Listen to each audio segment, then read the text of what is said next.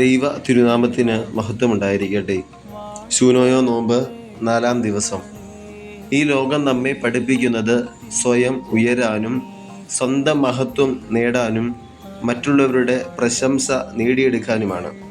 എന്നാൽ പരിശുദ്ധ ദൈവമാതാവിൻ്റെ ജീവിതം അതിന് തികച്ചും വ്യത്യസ്തമായ ഒരു വഴിയാണ് കാണിച്ചു തരുന്നത്. സ്വയം ഉയരാൻ ശ്രമിക്കാതെ ദൈവത്തെ മഹത്വപ്പെടുത്തിക്കൊണ്ടാണ് അമ്മ ജീവിച്ചത്. അതാണ് അവളുടെ യഥാർത്ഥ മഹത്വം.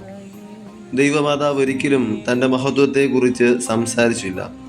അമ്മയുടെ ജീവിതത്തിൻ്റെ കേന്ദ്രം ദൈവമായിരുന്നു. അമ്മയുടെ വാക്കുകളിലും പ്രവർത്തികളിലും ദൈവത്തിൻ്റെ മഹത്വം മാത്രമാണ് പ്രതിഫലിച്ചത്.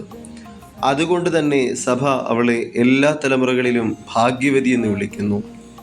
മഹത്വം അന്വേഷിച്ച് ജീവിതമല്ല, ദൈവത്തെ മഹത്വപ്പെടുത്തിയ ജീവിതമാണ് അമ്മയെ മഹത്വമുള്ളവളാക്കി തീർത്തത്.